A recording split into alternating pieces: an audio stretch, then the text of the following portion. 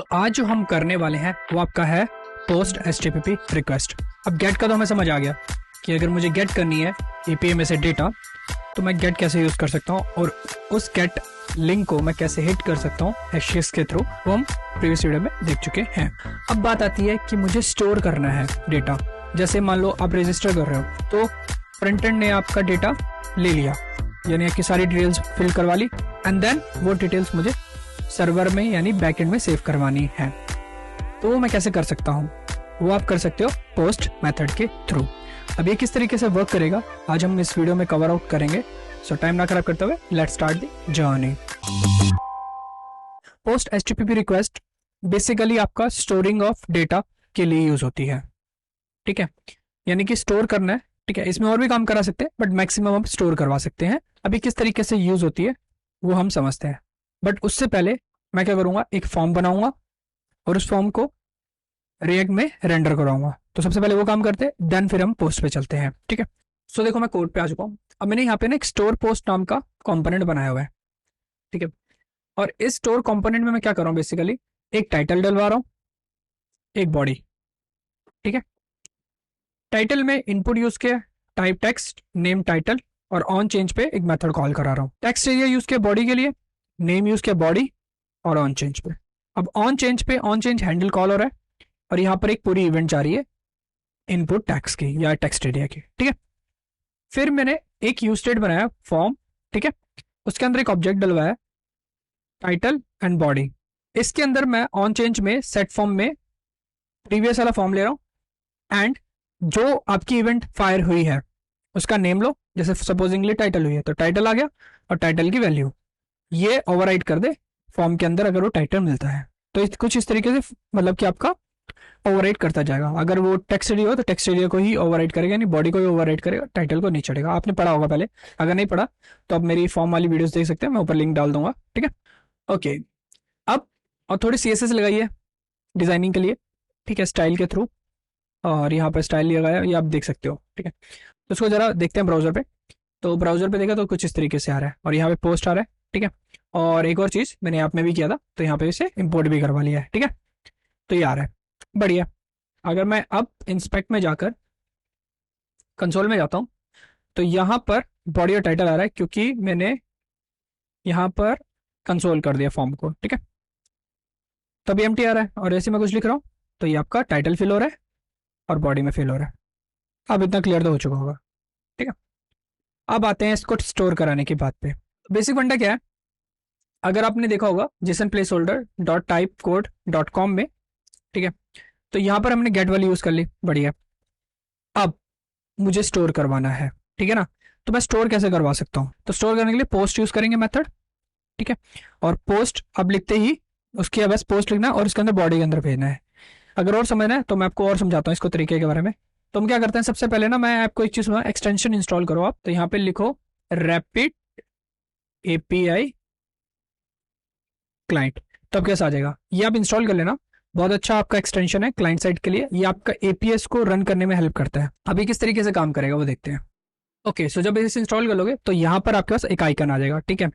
तो ये बता रहा है मेरे में कमांड शिफ्ट R, ठीक है, कमांड शिफ्ट R दबाऊंगा तो मेरा सीधा क्लाइंट खुल जाएगा।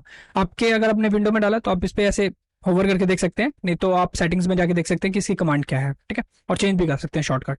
अब यहाँ पर ये दिखा रहा है कि कौन सा आपको ग्रुप चाहिए, वो आप बाद में देखना। तो फिलहाल मैं पुराने वाले को डिलीट कर देता हूँ, मुझे कुछ नहीं चाहिए यहाँ पे अभी, ठीक है।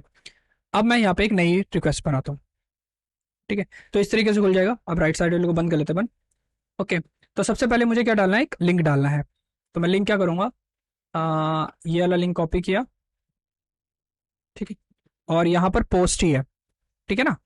अगर देखा जाए तो ये पोस्ट में पोस्ट है, ठीक है, लास्ट में पोस्ट डाल दिया, बढ़िया।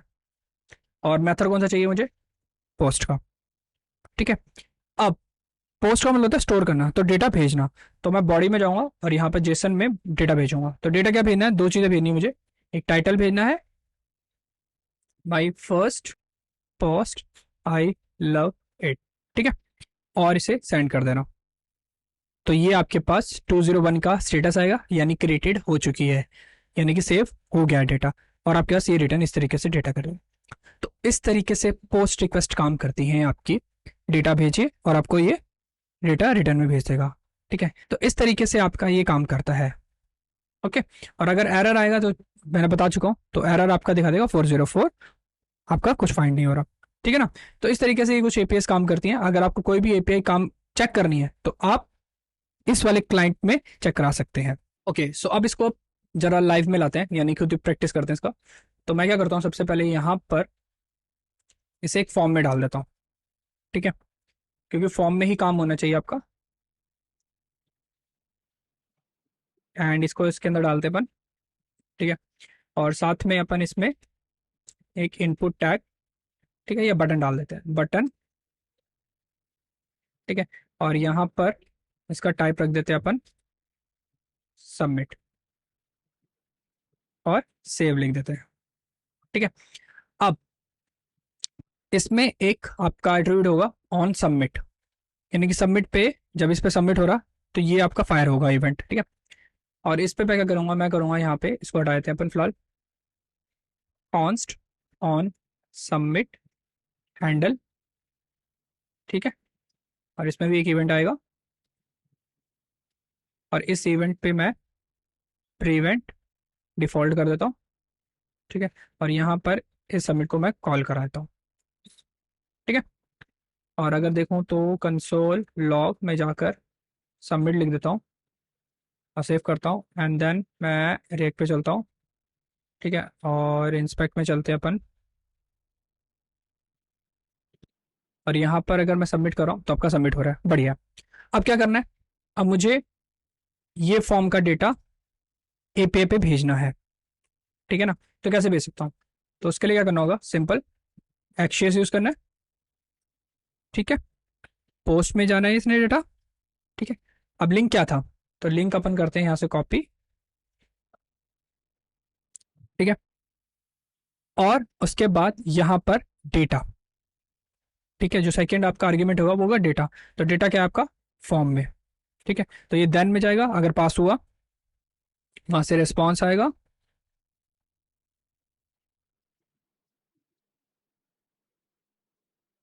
एंड कंसोल लॉग रिस्पॉन्स में आप इसे दिखा सकते हैं, अदरवाइज कैच में आप इसका एरर शो करा दीजिए।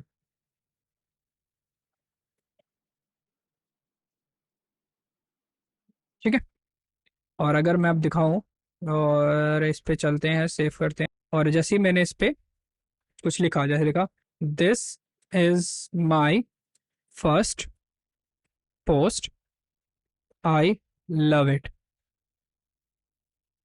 तो आपका ये देखो, अब यहाँ पे ये डेटा सेव हो गया, यानी वहां से हिट हो गया रिस्पॉन्स, एंड देन वो बॉडी में आपका आ गया, आईडी दे दी उसने, मतलब उसने सेव कर लिया, आपका आईडी 101 आ गया, एंड टाइटल आपने उसने दे दिया।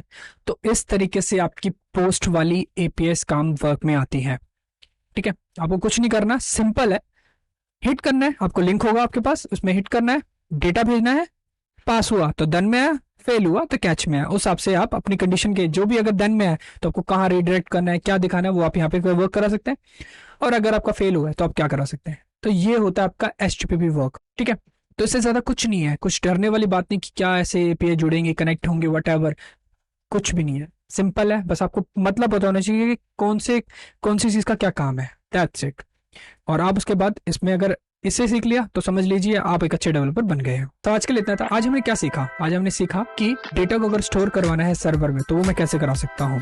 ठीक है, और पोस्ट मेथड को मैं कैसे यूज कर सकता हूँ रिएक्ट में एक्शियस के थ्रू, वो आज हमने सीखा। सो होप आपको क्लियर हो चुका होगा।